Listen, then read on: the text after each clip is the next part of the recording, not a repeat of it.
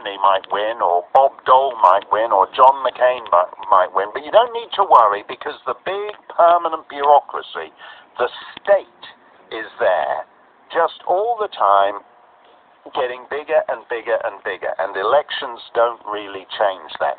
Contributions that Trump has made is where he's actually changing where the public discourse is, where the conversation is. Just to go back to that, which is what he did on this NFL thing, and I say thank God for that, because there's nothing more. I said the last time I was here, you can either be a national anthem, or you can be a national anthem is either a national anthem or it's an opportunity for self-expression. But it can't be the same thing when the band strikes up the national anthem. Otherwise, it's not a national anthem. If the one guy stands up and the other guy takes a knee and the third guy does an interpretative dance, showing how all the wicked white colonists gave the nice Native Americans diseases and didn't pay full market price for their beads, it's not a national anthem. That is the issue. He intervened and he made that the central question, and he won.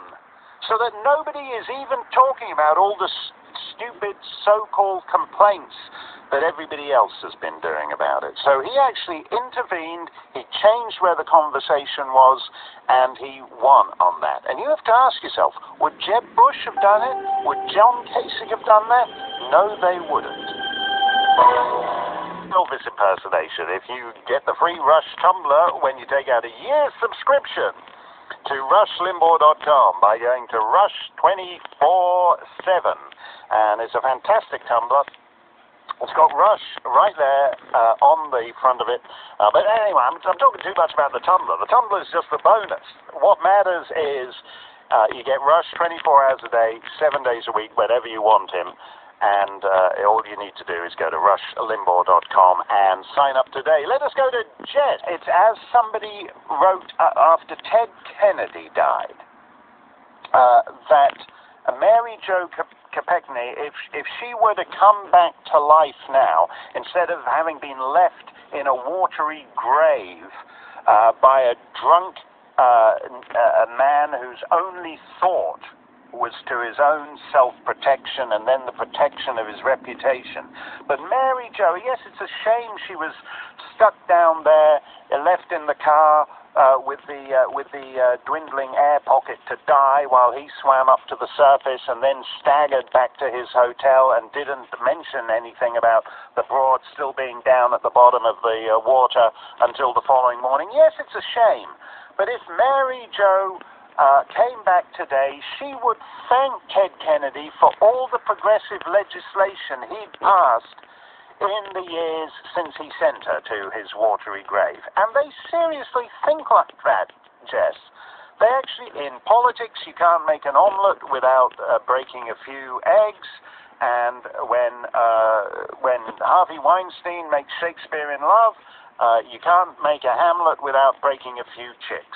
This is they're hard-hearted about their calculations in that respect.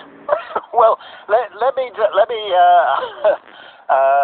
what's next for the Uyghurs? We'll get to that.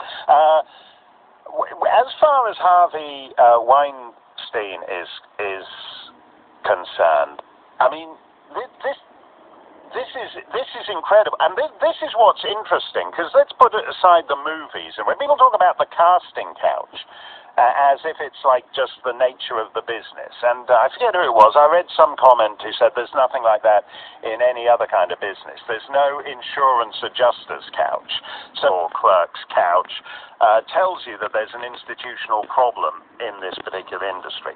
But what's interesting to me about it, the media, I mean, this is what's fascinating, is he actually, if someone was going to run a negative story on him, he would call up and essentially give them a development deal with Miramax or with the Weinstein Company magazine. Guess who was on the first cover of Talk magazine? Hillary!